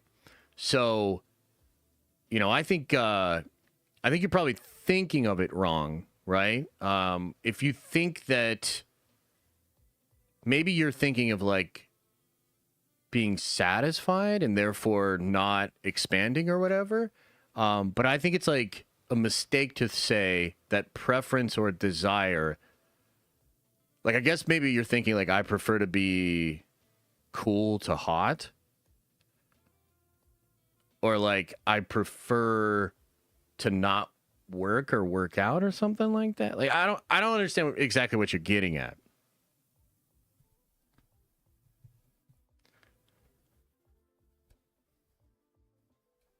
Yeah.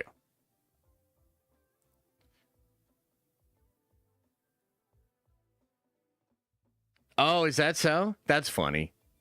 That is funny. Look, I mean, honestly, look, I've told you guys what that is. If you know, he can do what he wants. That's fine.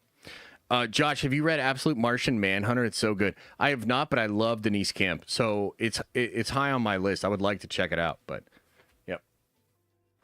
Favorite dessert? Probably tiramisu. Tiramisu. Creme brulee is also quite nice. Did you want to go to the Halo Championship, brother? Check Discord. I mean, of course I would love to go, but can I actually commit to it? Ugh. Can I actually commit to it? Ugh. Probably not. Who is Brandon Davis? He's like nerdy influencer or something like that. Does like YouTube and all that. How do you like your steak cooked? Medium rare. Medium rare. Sometimes I will like a steak with like a nice rub. Sometimes I'll like a steak Oscar style. If you ever had your steak Oscar style, I like that. Yeah,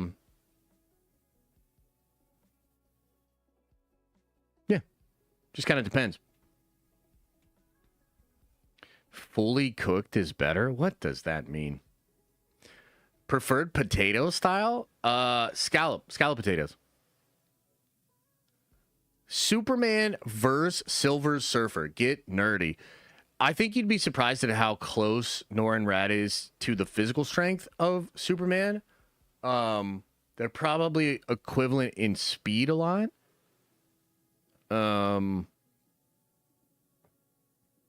Yeah. I think the big difference for Superman is that he can actually become stronger. He's constantly pushing his limits. I mean, so Superman, right? In a sense, he just gets stronger and stronger, right? So even if he's just remotely close to sun, you know, he's going to get stronger and stronger. If he's really close to it, so like in Justice League 1,000,000, Superman spends 1,000,000 years inside the sun, and he gets so powerful that he's essentially a god, right? So at that point, Superman would smoke the Silver Surfer. But if we're just talking about like base level Superman in like the modern era or whatever, like it'd be a hell of a fight. Until you knock him off the board. I actually think Norrin doesn't need the board to have the power cosmic. I think that was just something silly in that movie.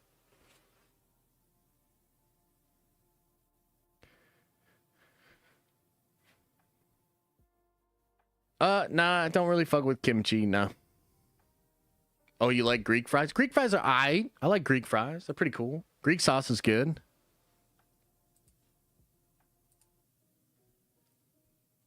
What do you think Fantastic Four will be? God, dude, I got to get out of here, guys. I think there's something going on. I don't want to scare you guys, but I feel like there's something going on with my health. I don't, something weird's happening. So I'm going to get out of here. Appreciate you guys. What do I think Fantastic Four will be out of 10? I'm expecting 8 or 9. If it were a 10, I would be ecstatic. That would be great. All right, everybody. Much love, man. I'm going to go check out what's going on. I'm probably all right, man. I'm probably just stressed. But appreciate you guys. Much love. Video later today. Video tomorrow. We'll be back at it on Monday. Enjoy your 4th of July, everybody. Much love. And as I always say, I hope you are having an awesome and a nerdy day, and I'll see you in the next video.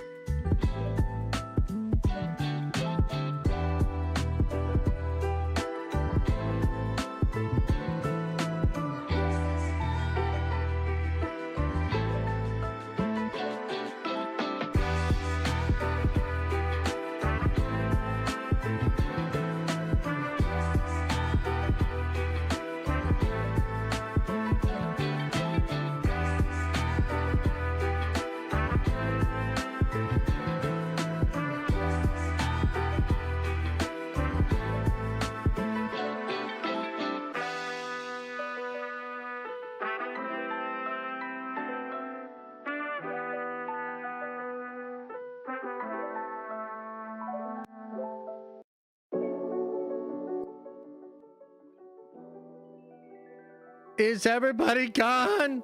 I survived. Did everybody leave? Leave? I got up. I walked around. I'm feeling a little bit better. I don't know what it is. Man. It feels like maybe I just probably work on the computer too much, to be honest. But hey, appreciate you guys. Thanks for being here. Thanks for the combos. Look, I give you guys some shit, but I understand. Y'all just want to talk about what everybody wants to talk about. It's not that big of a deal. Yeah, I try to, give my honest take. I hope it doesn't come across too douchebag-ish or whatever, but appreciate you guys, man. Enjoy yourselves. We'll be back at it next week. I'm hoping next week will be a little bit more to form. And we'll just be kind of nailing it. A bunch of good streams, bunch of great clips. We'll get back at it next week, all right? Hey, do me a favor, though. Open up your third eye and wash out your stinky butthole, and also you're literally a pain in my neck, all right?